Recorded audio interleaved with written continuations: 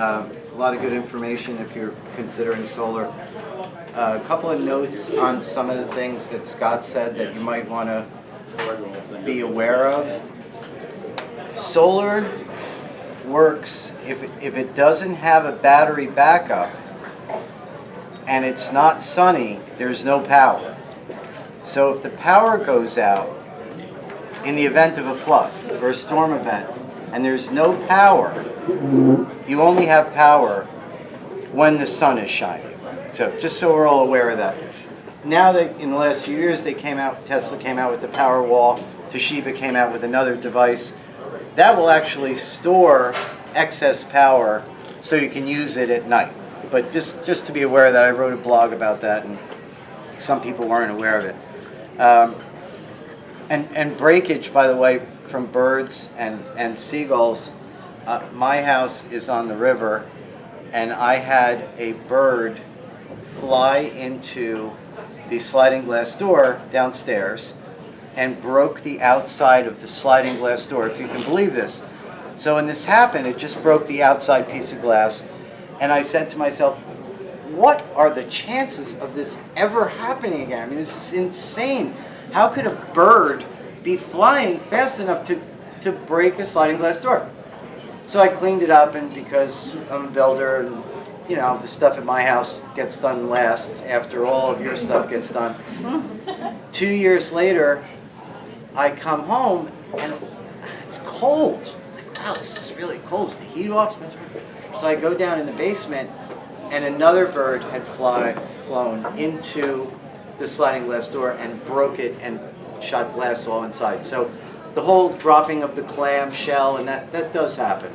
Is that the two birds and the Windex come out? Two birds and the Windex, that's right. You can also put something on your roof if you do have a problem with seagulls that are sitting on your roof ridge. We've installed about 6 of them last year. It's like a pokey metal thing, a strip. You put it on the roof ridge. The birds can't sit on it. I don't know if it's really worth it. You know, our clients wanted it, so we installed it, but if you're concerned about birds pooping on your roof, that's one way of addressing it. All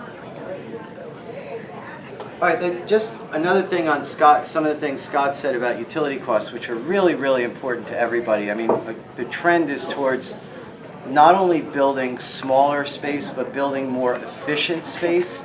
And the trend is also towards using less energy as opposed to trying to create a massive solar system to generate more solar power.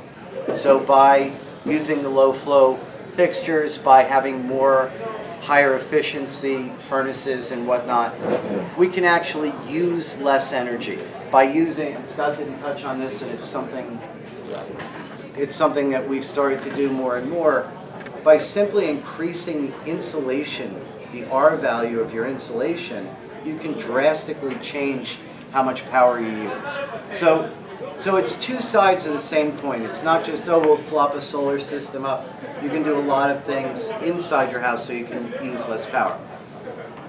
On the note of energy efficiency and cost benefit, I'm a big one on cost benefit. I've been writing a blog for 5 years about all types of construction items and rebuilding and whatnot.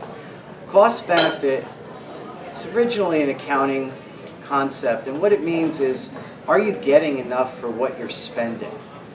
Are you getting enough return for the money that you're spending?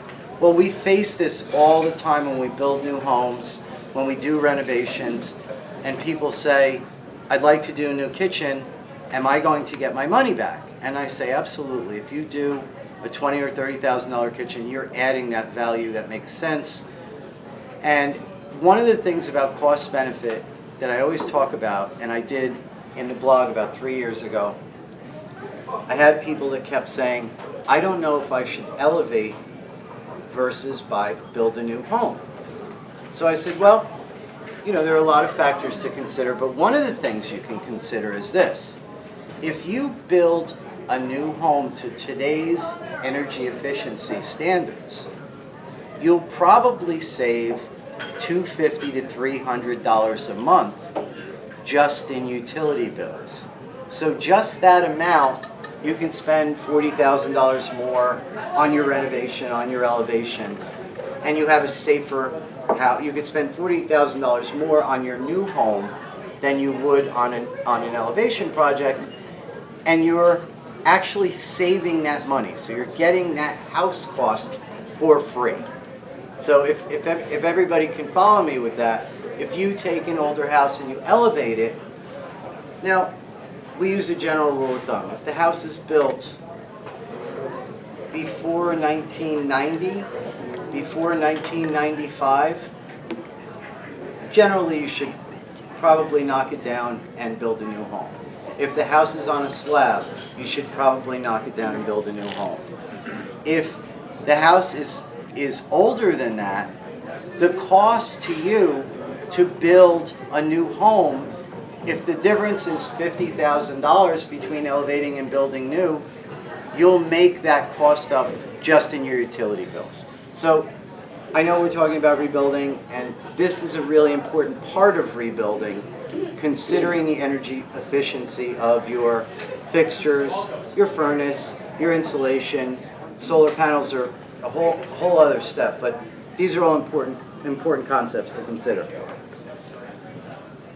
Okay. All right. One of the reasons that we get together and we have these seminars is we try and introduce you to some of the people that work on our team. We do feel that elevations and new home construction are complicated, especially elevations. You do need a professional team. It's not something that you should undertake yourself unless you're an engineer, an architect, or a general contractor. Especially if you're doing elevation work, it's complicated, it's difficult. You want a team behind you so you have resources to draw on. And I like to say, if you're interviewing a builder or a general contractor and they say to you, "Oh, Rich, don't worry, there won't be any problems," that's not a person that you want to work with. And the reason is this: there hasn't been a project since they built the pyramids that didn't have an issue. Issues happen. It's a complex system. So will things come up? Will you have to deal with different issues? Absolutely.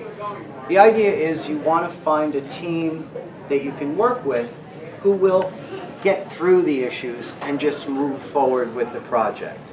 So walking into a home elevation project, which is unpleasant, walking into a home reconstruction project, which is unpleasant also, but less unpleasant, you should expect that there will be some unforeseen things that will occur. It's not whether they happen, it's how you deal with them. So that's an important thing to consider. We're one of the last remaining REM builders and elevation contractors, and we've done quite a few elevation jobs. And we've done, out of the 250 REM projects that we've completed in the last 5 years, about 50 of them have been rescues. And rescues are when people call us and say, "My house has been up in the air for a year and Shure house lifters took off and took my money, and no one else will do the job because it's dangerous and it's halfway constructed." So we do that kind of work. We've done that kind of work, and we finish our projects. It's very, very important that you find somebody to work with that can finish.